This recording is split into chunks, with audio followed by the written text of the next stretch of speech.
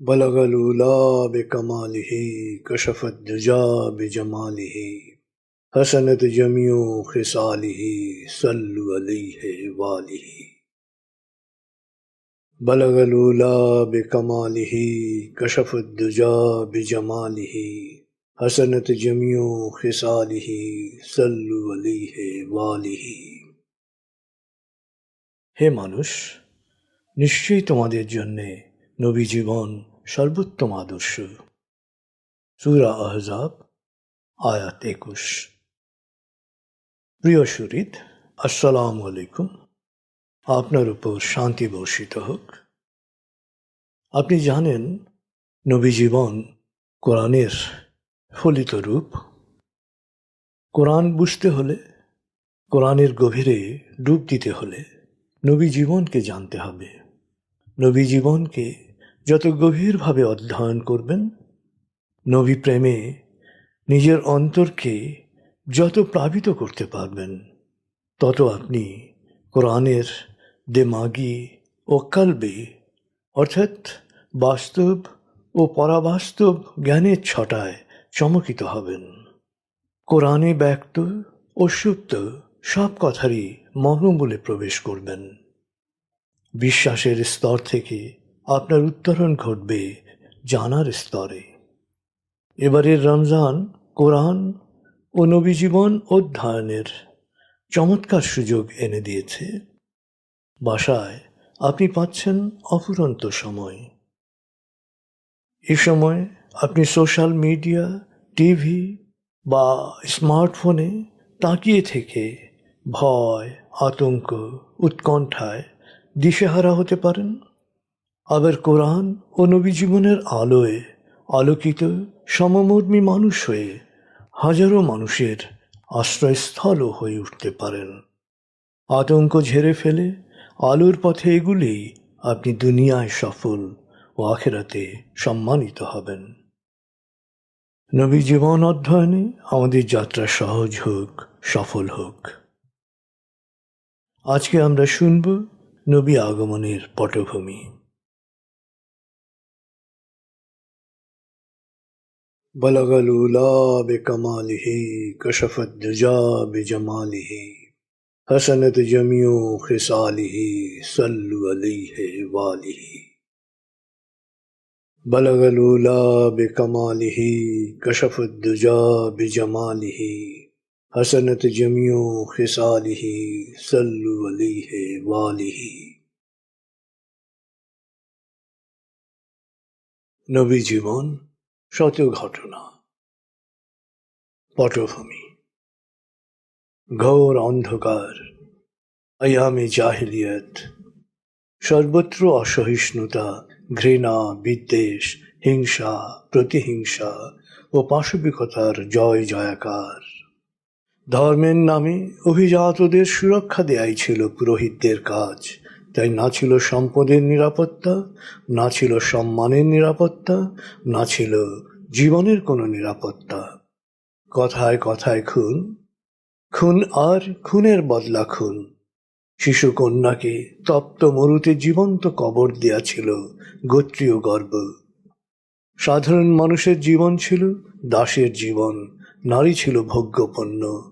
লাঞ্ছিত মানবতার অভ্রভেদী আর্তনাদ মিশে যেত আদিগন্ত তপ্ত মরুতে। মক্কা। না, কোনো সম্রাট রাজধানী হিসেবে শহর নির্মাণ করেননি। না, সমুদ্র বন্দর হিসেবেও এ শহর নির্মিত হয়নি। না, নদী তীরে পানি বিধৌত শস্য সমৃদ্ধ বিশাল অঞ্চলের আয়েশি ঠিকানা হিসেবেও এ শহর গড়ে ওঠেনি। না, কোনো বিজয়ী বাহিনীও এ শহরের পত্তন করেনি। একটি শহর গড়ে ওঠার জন্য সবচেয়ে গুরুত্বপূর্ণ উপাদান পানির পর্যাপ্ত সরবরাহ, বিস্তৃত কৃষিজ অঞ্চল, সহজ যোগাযোগ বা অনুকূল আবহাওয়া কোনোটাই এখানে ছিল না। দিগন্ত বিস্তৃত মরু পাহাড়, অনুর্বর ভূমি, রুক্ষ আবহাওয়া আর দুর্গম পথের কারণে রোমান, বাইজেন্টাইন, বা পারস্য সম্রাটদের কেউই এ অঞ্চল জয়ের জন্যে কোনো বাহিনী কখনো পাঠায়নি। উত্তর, দক্ষিণ, পূর্ব, পশ্চিম সমুদ্র অথবা রোমান বা পারস্য সাম্রাজ্য পরিবেষ্টিত থাকলেও বিশাল আরব ভূমিতে কোনো কেন্দ্রীয় কর্তৃত্ব কখনো ছিল না। স্বাধীনতা প্রিয় বিবদমান যাযাবর গোত্রগুলোর ইচ্ছা অনিচ্ছাই ছিল সেখানে শেষ কথা। এমনি দুর্গম, রুক্ষ, পানি, শস্য ও ফলমূলহীন পাহাড় বেষ্টিত পাথুরে মরু প্রান্তরে এক মশক পানি আর কিছু শুকনো খাবার দিয়ে এক নারী ও শিশুকে নির্বাসনে রেখে গেলেন একজন প্রবীণ পুরুষ। মশকের পানি ফুরাতে আর কতই বা সময় লাগে, খাবার পানি শেষ। পানির তৃষ্ণায় শিশুর চিৎকারে মা বেরুলেন এই পাহাড় ওই পাহাড় থেকে, চারদিক দেখলেন কোনো ঝর্ণা কোথাও আছে কিনা। কোথাও পানির সন্ধান না পেয়ে হতাশ হয়ে ফিরে এলেন শিশুর কাছে। এসে অবাক, শিশুর পায়ের কাছে বালু ভেদ করে বেরিয়ে আসছে পানির ধারা। আজলা ভরা পানি নিয়ে খাওয়ালেন শিশুকে, নিজেও খেলেন। এত সুস্বাদু পানি জীবনেও খাননি তিনি। কিছু বালু সরানোর পর এটি রূপ নিল কূপের। যত পানি নেওয়া হোক, কূপ থাকে ভরা। পানির স্বাদের কারণে আরবের মরু অঞ্চলে এর পরিচিতিও বাড়ল দ্রুত। কূপের নাম হল জমজম। শিশু বড় হয়ে তখন তরুণ যুবক। পিতা ইব্রাহিম এসে মিলিত হলেন তাদের সাথে। পিতা পুত্র মিলে পাথরের ওপর পাথর সাজিয়ে এক স্রষ্টার উপাসনার জন্যে নির্মাণ করলেন একটা সাদামাটা ঘর। এ ঘর পরিচিতি লাভ করল আল্লাহর ঘর বলে, নাম হলো কাবা। এই কাবা ঘরকে কেন্দ্র করেই আস্তে আস্তে গড়ে উঠল জনবসতি। স্থায়ী ঘর বাড়ি নয়, তাঁবু। তাঁবুতেই বসবাস শুরু করলো তারা। যখন ইচ্ছা আবার যাযাবর জীবন। দূর দূরান্তের বাণিজ্য কাফেলাগুলো যাত্রা বিরতি শুরু করলো পানি নেয়ার জন্যে। বেদুইনরা আস্তে আস্তে আসা শুরু করলো এই ঘরে উপাসনা করার জন্যে। লোক সমাগম বাড়ার সাথে সাথে পণ্যের চাহিদা মেটাতে গড়ে উঠল বাজার। জীবিকার অন্বেষণে অনেকেই জড়িয়ে পড়ল ব্যবসায়। কালো স্রোতে এক স্রষ্টার সহজ সরল উপাসনার স্থলে কাবায় স্থান করে নিতে শুরু করল মূর্তি। পরস্পর বিরোধী যুদ্ধমান বেদুইন গোত্রগুলো নেমে পড়ল নিজস্ব কল্পিত দেবতার সুদৃশ্য ও ব্যয়বহুল মূর্তি নির্মাণের প্রতিযোগিতায়। আর কল্পিত দেবতার মূর্তি মিছিল করে কাবায় সংরক্ষণের জন্য নিয়ে আসা হয়ে গেল পালনীয় রীতি। সারা আরব জুড়ে বিবদমান স্বাধীন ৩ শতাধিক গোত্রের মিলনস্থল হয়ে উঠল মক্কা। কাবার রক্ষণাবেক্ষণের দায়িত্বপ্রাপ্ত গোত্র পুরো আরবে বিশেষ সম্মান ও মর্যাদার অধিকারী হয়ে উঠল স্বাভাবিকভাবেই।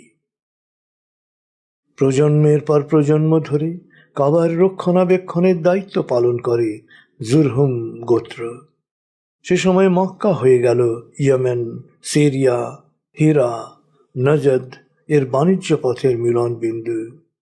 আর মক্কা থেকে লোহিত সাগরের দূরত্ব মাত্র ৮০ কিলোমিটার। জুরহুমরা ভক্তদের নেয়াজ নজরানা হাদিয়া পেতে পেতে হয়ে উঠল দারুণ আয়েশী ও বিলাসী। জুরহুম গোত্রের সর্বশেষ অধিপতি মুবাদ স্থূল দেহধারী স্বগোত্রীয়দের কর্মে উদ্বুদ্ধ করার অনেক চেষ্টা করলেন, কিন্তু তাদের শ্রমে উদ্বুদ্ধ করতে ব্যর্থ হলেন। আসলে একবার শরীরে মেদ জমে গেলে সাধারণত কেউই পরিশ্রম করতে চায় না। এদের ক্ষেত্রেও তাই হলো। আলস্য ও শ্রমবিমুখতা ধ্বংস করল জুরহুমদের সকল কর্তৃত্ব। জুরহুম গোত্রের স্থলে হুজা গোত্র মক্কার অধিকার গ্রহণ করল। তারাই হলো কাবার তত্ত্বাবধায়ক। তবে মক্কা ছাড়ার আগে দলপতি মুবাদ 2টি প্রমাণ সাইজ স্বর্ণ মৃগসহ কাবায় রক্ষিত সকল ধনরত্ন, অস্ত্রশস্ত্র জমজম কূপের পাশে গর্ত করে পুঁতে পুরো কূপ পাথর ও বালি দিয়ে ভরে ফেললেন। জমজমের অবস্থান চিহ্নিত করার সকল নিদর্শন নিশ্চিহ্ন করে দিলেন। লক্ষ্য ছিল খুজারা যাতে কোনোভাবেই জমজমের পানি ব্যবহার করতে না পারে। খ্রিস্টাব্দ 400 থেকে 570। কুরাইশরা কাবার তত্ত্বাবধায়ক হওয়ার আগ পর্যন্ত খুজা গোত্রই ছিল মক্কার সর্বময় ক্ষমতার অধিকারী। কুরাইশরা মক্কার কর্তৃত্ব পেল কুসাই ইবনে কিলাবের নেতৃত্বে।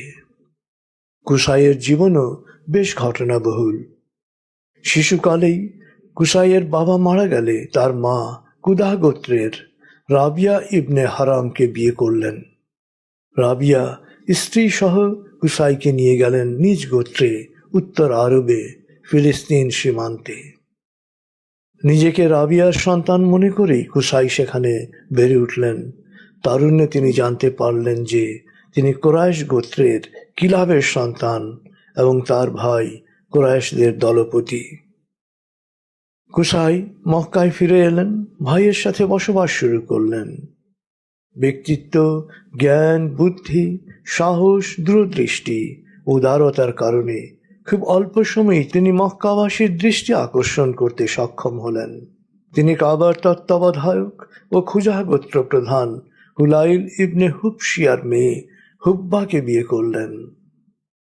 ব্যক্তিত্ব ও গুণাবলীর কারণে কুসাইকে হুলাইল নিজ পুত্রের মতো স্নেহ করতে শুরু করলেন। মৃত্যু শয্যায় তিনি কুসাইকে তার উত্তরাধিকারী হিসেবে কাবার তত্ত্বাবধায়ক এবং মক্কার শাসক ঘোষণা করলেন। খুজা গোত্রের অনেকেই তার প্রবল বিরোধিতা করল, কিন্তু কুসাই সকল বিরোধিতাকে নস্যাৎ করে মক্কায় নিজ কর্তৃত্ব প্রতিষ্ঠা করলেন। নেতৃত্ব গ্রহণ করে কুসাই মক্কার সার্বিক ব্যবস্থাপনায় যুগান্তকারী সংস্কার সাধন করলেন। তিনি আরবের বিভিন্ন এলাকায় ছড়িয়ে ছিটিয়ে থাকা কুরাইশদের মক্কায় নিয়ে এলেন।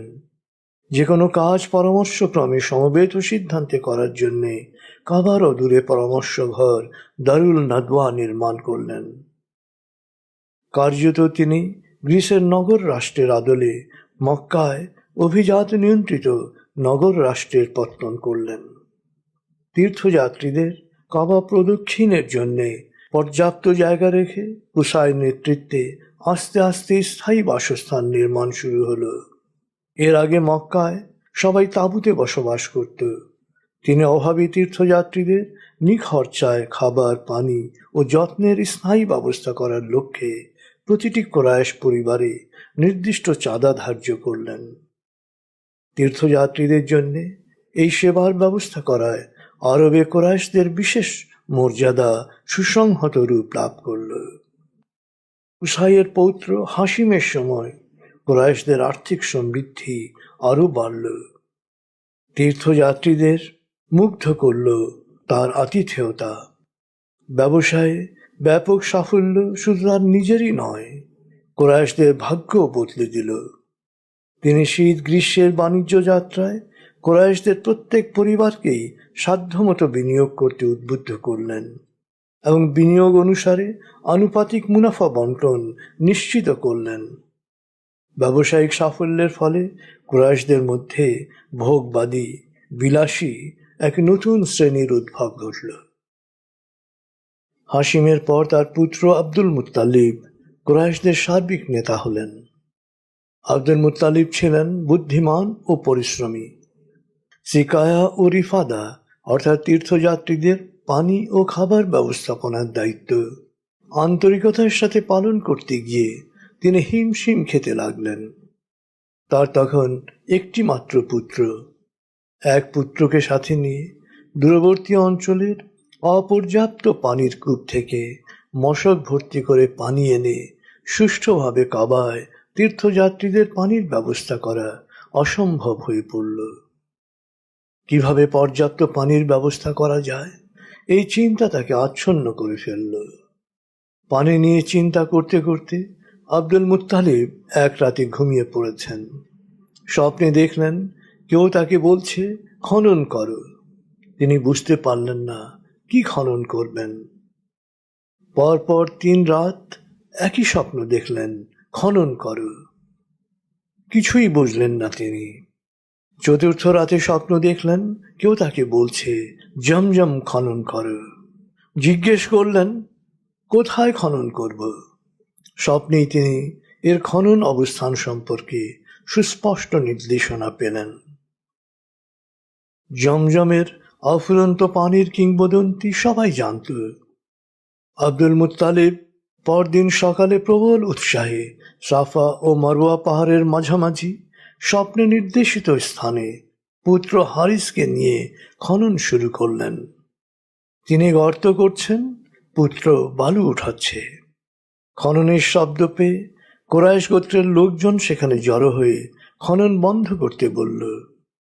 সবাইকে বোঝাতে চেষ্টা করলেন জমজম পুনঃখননের জন্যে স্বপ্ন নির্দেশিত হয়ে তিনি কাজটি করছেন। সবাইকে এই খনন কাজে অংশ নিতে আহ্বান জানালেন, কিন্তু তারা এ কাজে অংশ না নিয়ে যার যার মতো হাসাহাসি করতে করতে চলে গেল। আব্দুল মুত্তালিব শুধু ছেলেকে নিয়ে খনন করে চললেন। প্রথম দিন পার হলো, দ্বিতীয় দিনও পার হলো, একইভাবে তৃতীয় দিনও পার হতে চলল। কূপ বা ধনরত্ন কোনো কিছুরই কোনো চিহ্ন নেই। ক্লান্ত ও শ্রান্ত আব্দুল মুত্তালিবের মনেও সন্দেহ উকিঝুঁকি দিচ্ছে। তাহলে স্বপ্নের যে নির্দেশনা, তা কি একটা মানসিক বিভ্রম? যখন তিনি চিন্তা করেছেন, না, আর খনন করা অর্থহীন, সবটাই পণ্ডশ্রম। হতাশা ও বিরক্তি নিয়ে যখন ভাবছেন এবার ফিরে যাবেন, তখনই তার বেলচা আঘাত করল কোনো ধাতব দ্রব্যের ওপর। নতুনভাবে আশান্বিত হয়ে উঠলেন আব্দুল মুত্তালিব। ধাতব বস্তুর চারপাশ থেকে বালু সরানোর পর এক এক করে তিনি পেলেন 2টো প্রমাণ সাইজের স্বর্ণমৃগ, ধন রত্ন, তরবারি, অস্ত্রশস্ত্র। এরপর দ্বিগুণ উৎসাহে খনন শুরু করলেন।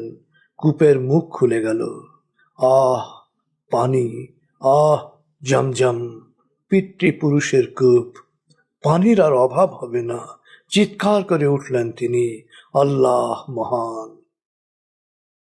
আব্দুল মুত্তালিবের চিৎকার শুনে সবাই ছুটে এলো। ধন রত্ন আর কূপের পানির ওপর তাদের মালিকানা দাবি করে বলল, এগুলো আমাদের প্রপিতামহের উত্তরাধিকার। আব্দুল মুত্তালিব তাদের পরিষ্কারভাবে বললেন, ধন রত্ন সব কাবার, আর তোমরা কেউই যেহেতু খনন কাজে সহযোগিতা করনি, তাই কূপের পানির অধিকার শুধুই আমার। বাক বিতণ্ডা শুরু হলো। অন্যরা বলল, প্রয়োজনে আমরা শক্তি প্রয়োগ করে আমাদের অধিকার আদায় করব, তোমার তো মাত্র এক ছেলে। তখন আব্দুল মুত্তালিব সবাইকে হতবাক করে ঘোষণা করলেন, আল্লাহ যদি আমাকে 10 ছেলের জনক করেন এবং তারা যদি পূর্ণ যৌবন পর্যন্ত বেঁচে থাকে, তবে আমি এক ছেলেকে কাবার সামনে জমজম কূপের পাশে বলি দেব। তার এই ঘোষণায় সবাই নির্বাক হয়ে স্থান ত্যাগ করল। জমজমের সুপেয় পানি আব্দুল মুত্তালিবের জীবনে আনলো জোয়ার। তীর্থযাত্রীদের যেমন পানির কোনো অসুবিধা থাকলো না, তেমনি পানি তাকে দিল নতুন সুনাম, নতুন মর্যাদা। এক এক করে সন্তানের আগমন ঘটতে লাগলো। ছেলের সংখ্যা শুধু 10ই হলো না। ছোট ছেলে আব্দুল্লাহ পদার্পণ করল পূর্ণ যৌবনে। বিচক্ষণতা, আতিথেয়তা ও জনপ্রিয়তায় আব্দুল মুত্তালিব অতীতের সকল কুরাইশ নেতাকে অতিক্রম করে গেলেন। আরবে তখন মুখের কথাই শেষ কথা, আর একজন পুরুষ যদি তার কথা অনুসারে কাজ না করে, তবে সে আর পুরুষ পদবাচ্যই থাকে না। আব্দুল মুত্তালিবের এখন প্রতিজ্ঞা পূরণের পালা। ছোট ছেলের বয়স এখন 25। তিনি ছেলেদের সবাইকে ডাকলেন। সবাই জড়ো হলে তিনি বহু বছর আগে করা তার প্রতিজ্ঞার কথা জানালেন। সে সময় পুত্রের জন্য পিতৃ আজ্ঞা পালনই ছিল ধর্ম। ছেলেরা সুবোধ বালকের মতোই বলল, আপনার ইচ্ছাই আমাদের ইচ্ছা। আব্দুল মুত্তালিব তখন সমস্যায় পড়লেন, ছেলেদের মধ্যে কাকে বলি দেবেন। কুরাইশরা কোনো বিষয়ে সিদ্ধান্ত নিতে না পারলে কাবার দেবতা হুবলের শরণাপন্ন হতো। তাদের বিশ্বাস ছিল হুবল তাদেরকে আল্লাহর ইচ্ছার কথাই জানিয়ে দেয়। পাথর তো আর কথা বলতে পারে না, তাই হুবল প্রভুর কথা জানাতো নিক্ষিপ্ত তীরের মাধ্যমে। যেমন একটি কাজ করা ঠিক হবে কি হবে না তা জানার জন্য কাবার পুরোহিত ধর্মীয় আনুষ্ঠানিকতা সম্পন্ন করে বিশেষ প্রক্রিয়ায় 3টি তীর নিক্ষেপ করতেন। একটিতে লেখা থাকত শুভ, আরেকটিতে অশুভ, আরেকটিতে মোটামুটি।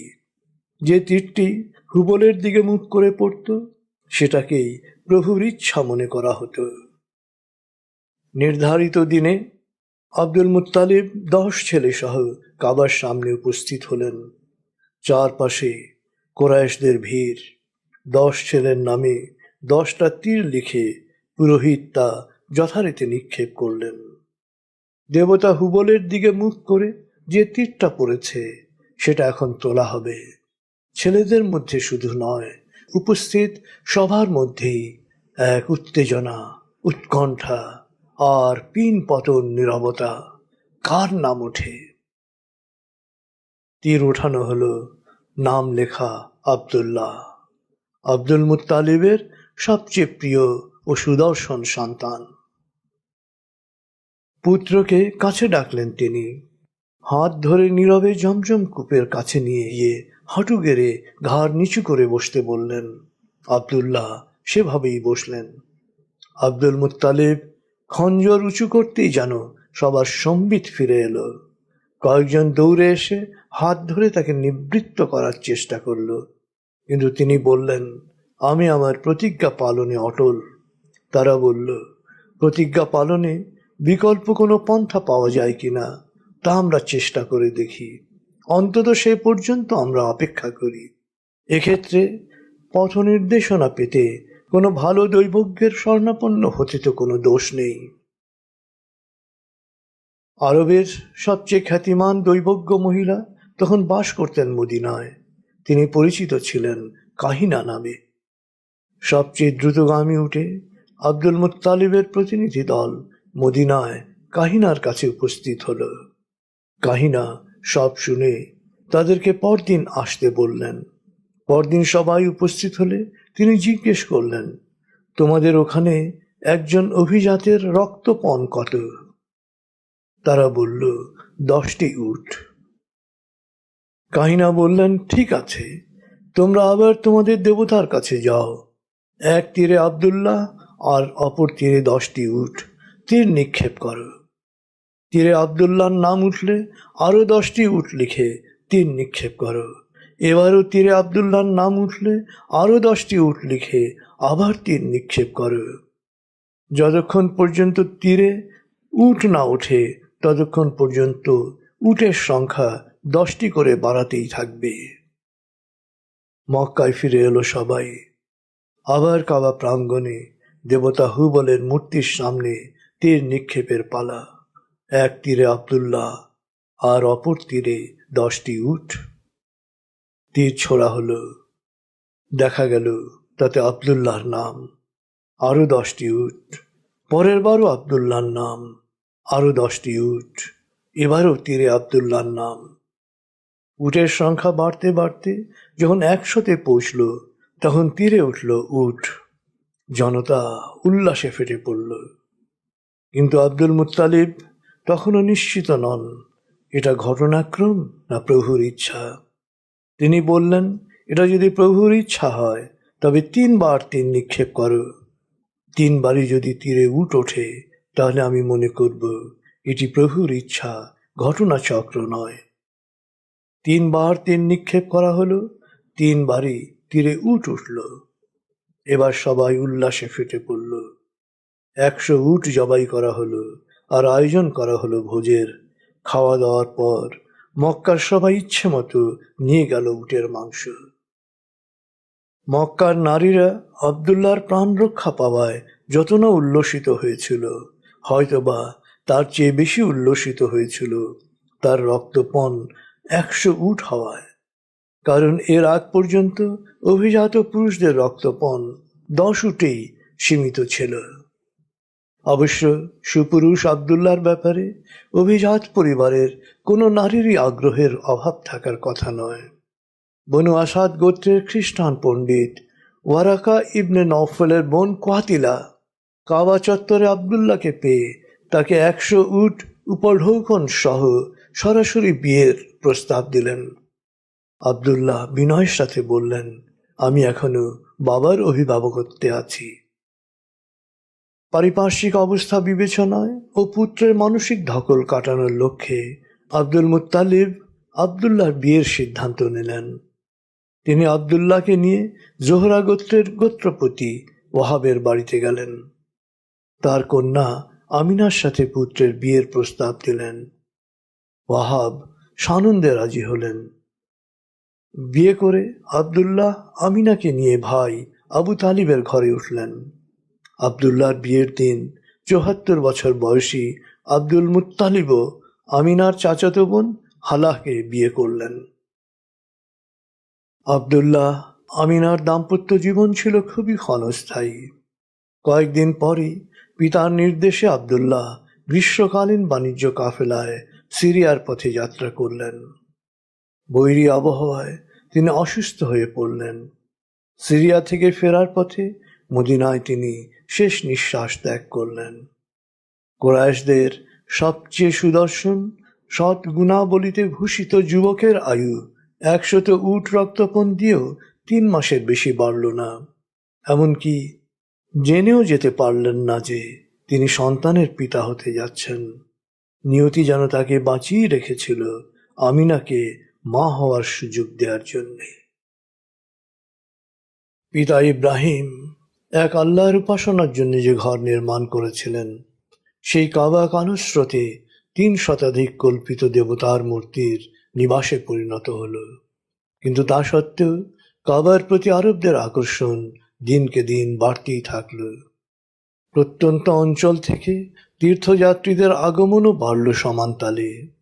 কাবা ও মক্কার প্রতি সাধারণের এই আকর্ষণ ও মর্যাদা আরবের প্রান্তিক রাজ্যগুলোয় তীর্থগৃহ নির্মাণের আগ্রহ সৃষ্টি করল। ঘাসসানিরা উত্তর আরবে হীরায় তীর্থকেন্দ্র হিসেবে সুন্দর গির্জা নির্মাণ করল। ইয়েমেনের শাসক আব্রাহা আল আশরাম নির্মাণ করলেন বিশাল গির্জা, নাম দিলেন ইয়েমেনি আল কাবা। গির্জার সৌন্দর্যে মুগ্ধ হয়ে তিনি মনে করলেন শুধু সাধারণ আরব নয়, মক্কার মানুষরাও এখানে আসবে পুণ্য লাভের জন্যে। কিন্তু কোনোটাই আরবদেরকে আকৃষ্ট করতে পারল না। এমনকি ইয়েমেন থেকেও তীর্থযাত্রীদের মক্কা আগমন অব্যাহত থাকলো আগের মতোই। গির্জাকে ইয়েমেনি আল কাবা নামকরণে ক্ষুব্ধ হয়ে মক্কার দক্ষিণে বসবাসকারী বনু কিনানার এক ব্যক্তি ইয়েমেনে গিয়ে গির্জার পবিত্রতা নষ্ট করল। এই ঘটনায় আব্রাহার ক্রোধ চরমে উঠল। আব্রাহা কাবা ধ্বংস করার জন্যে বিশাল বাহিনী নিয়ে মক্কা ও তায়েফের মাঝামাঝি এসে শিবির স্থাপন করলেন। তিনি তার এক সেনাপতি হুনাসা আল হিসাইডিকে মক্কার চারপাশে লুটপাট চালানোর নির্দেশ দিয়ে বললেন, মক্কার নেতাদেরকে পরিষ্কারভাবে বলবে, মক্কার সাথে যুদ্ধ করার কোনো অভিপ্রায় আমার নেই, আমি শুধু কাবাঘর ধ্বংস করেই ফিরে যাব। আব্দুল মুত্তালিব কোন রকম যুদ্ধ করা থেকে বিরত থাকার অভিপ্রায় ব্যক্ত করলে হুনাসা সরাসরি আব্রাহার সাথে আলাপ করার জন্যে তাকে সঙ্গে নিয়ে আসেন। আব্দুল মুত্তালিবের ব্যক্তিত্বে মুগ্ধ হয়ে আব্রাহা তাকে নিয়ে কার্পেটে বসলেন। আব্রাহা তার দোহাসিকে বললেন, জিজ্ঞেস করো অতিথি আমার কাছে কি চায়। আব্দুল মুত্তালিব বললেন, তার সেনাপতি যে 200 উট লুট করে এনেছে তা ফিরিয়ে দেওয়ার জন্যে রাজাকে অনুরোধ জানাতে চান। আব্রাহা তার দোভাষীকে বললেন, তুমি আব্দুল মুত্তালিবকে বলো আমি তাকে দেখে মুগ্ধ হয়েছিলাম, কিন্তু এখন তার সাথে কথা বলতে গিয়ে আমি হতাশ হচ্ছি। সে কি আমার কাছে লুট করা 200 উট ফেরত চাইতে এসছে? আর তাদের কাবা ঘরের কথা ভুলে গেছে, যে ঘর তার ও ও তার পূর্বপুরুষদের ধর্ম বিশ্বাসের প্রতীক যে ঘর আমি ধ্বংস করতে এসেছি। কাবা ঘর ধ্বংসের হাত থেকে রেহাই দেওয়ার উদ্দেশ্যে আমাকে বোঝানোর জন্যে সে তো একটা বাক্য ব্যবহার করল না। আব্দুল মুত্তালিব জবাব দিলেন, আমি শুধু আমার উটের মালিক। কাবা ঘরের নিজস্ব মালিক রয়েছে, সেই মালিক নিশ্চয়ই তার ঘর রক্ষা করবেন। আব্রাহা বললেন, আমার হাত থেকে একে রক্ষা করার কেউ নেই। আব্দুল মুত্তালিব বললেন, রাজা, আপনি চেষ্টা করে দেখতে পারেন।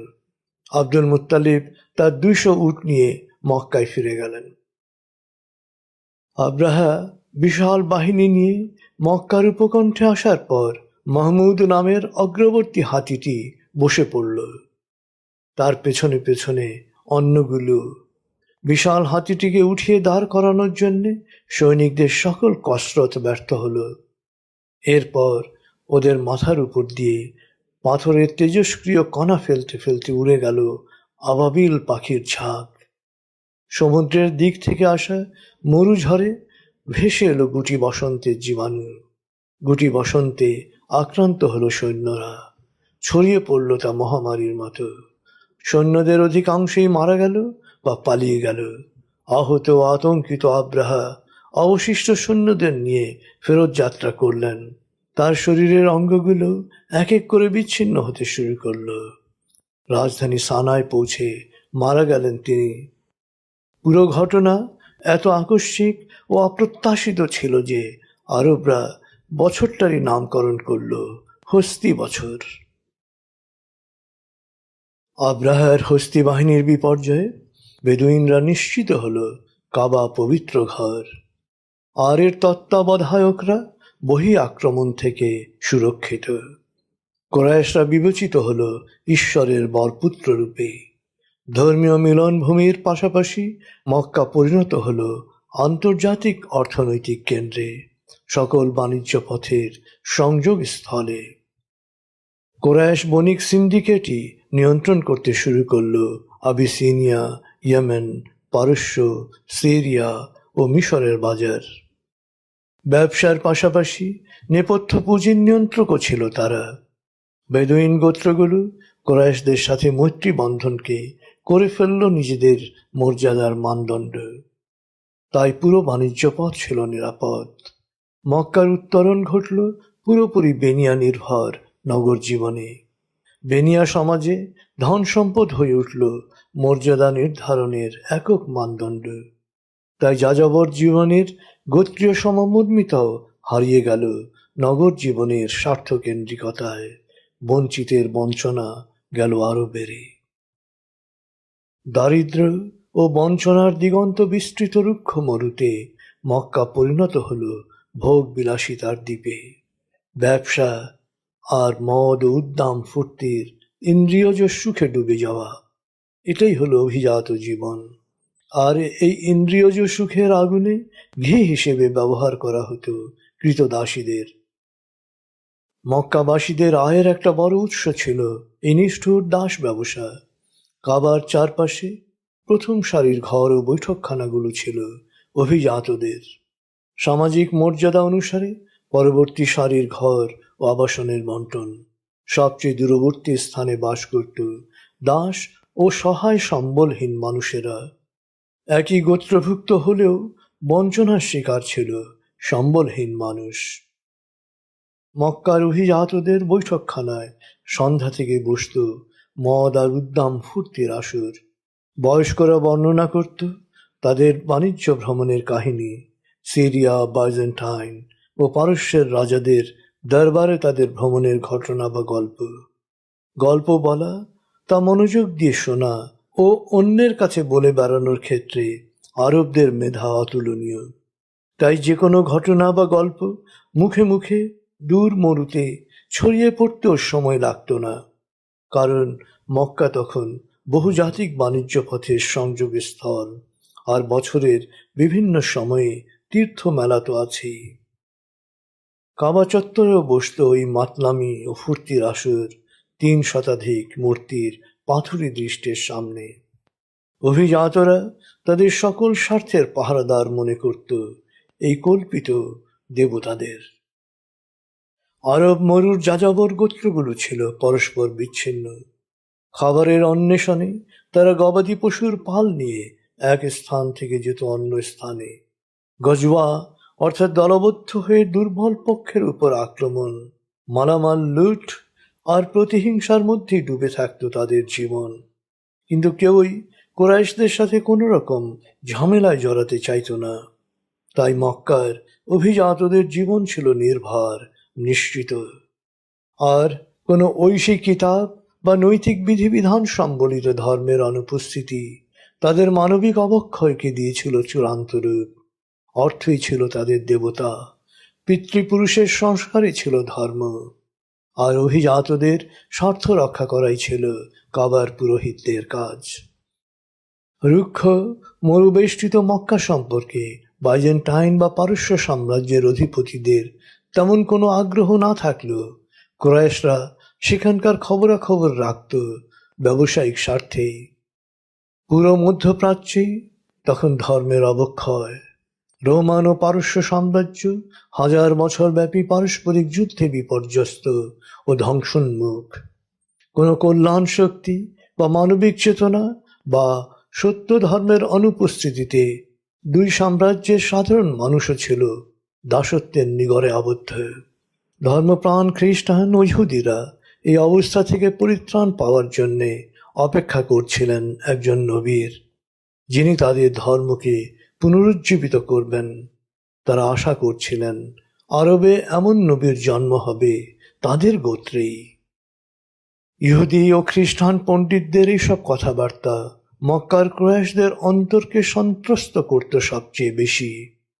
কারণ তেমনটা হলে, ঐশী বিধান প্রতিষ্ঠিত হলে, 3 শতাধিক দেবতা বিলুপ্ত হলে আরব ভূমিতে তাদের অবিসংবাদিত নেতৃত্ব, মর্যাদা সবই ভেস্তে যাবে।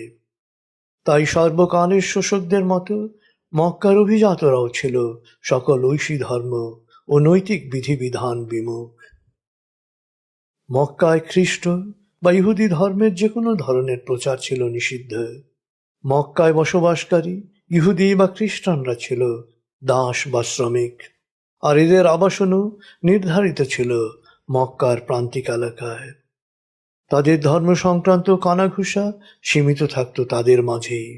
তবে কুরাইশদের মধ্য থেকেও হাতে গোনা 2-4 জন মূর্তি পূজা বাদ দিয়ে বিচ্ছিন্নভাবে নীরবে এক আল্লাহর উপাসনা করতেন। তারা পরিচিত ছিলেন হানিফ নামে। মক্কার ভোগবাদী নগর সমাজ ছিল কার্যত 2টি শ্রেণীতে বিভক্ত। বেনিয়া অভিজাত পরিবারগুলো কুক্ষিগত করে রেখেছিল সকল ধন সম্পদ, ক্ষমতা ও কর্তৃত্ব। এরা সমাজের 1%, আর 99%ই ছিল দারিদ্র পীড়িত বঞ্চিত মানুষ। জীবন, জীবিকা, সম্মান, নিরাপত্তা কোনো কিছুই ছিল না তাদের। আবার এদের একটা বড় অংশ ছিল কৃতদাস। এই নারী ও পুরুষদের জীবনের পুরোটাই জুড়ে ছিল শুধুই বঞ্চনা। এদের কান্না শোনারও কেউ ছিল না। শুধু আরব নয়, 6ষ্ঠ শতকে মধ্যপ্রাচ্য, ইউরোপ, ভারত, চীন সর্বত্র ছিল এই একই চিত্র। কিন্তু একটা সভ্যতার, একটা সমাজের নৈতিক ও মানবিক মূল্যবোধের যখন বিপর্যয় ঘটে, অর্থ যখন দেবতায় রূপান্তরিত হয়, ভোগ বিলাসিতা যখন মর্যাদার মানদণ্ডে পরিণত হয়, সমাজ যখন সাধারণ মানুষের সাথে সুবিচার করতে ব্যর্থ হয়, সমমর্মিতা যখন শোষকের হাতে চূড়ান্তভাবে বিনাশিত হয়, তখনই ঘটে ইতিহাসের বাঁকবদল। কখনো সমাজ সংস্কারের মধ্য দিয়ে, কখনো গণ অভ্যুত্থানে, কখনো রক্তাক্ত বিপ্লবে, কখনো সত্য ধর্মের পুনরুত্থানে। পাপের ঘট যখন পূর্ণ হয়, তখন ইতিহাসের এই বাঁকবদল ঠেকাতে পারে না কেউই। বলগল উলা বিকমালিহি কশফত দুজা বিজমালিহি হসনত জমিউ খিসালিহি সল্লু আলাইহি ওয়ালিহি। বলগল উলা বিকমালিহি কশফত দুজা বিজমালিহি हसनत जमियो खिसालिही सल्लु अलैहि वालिही।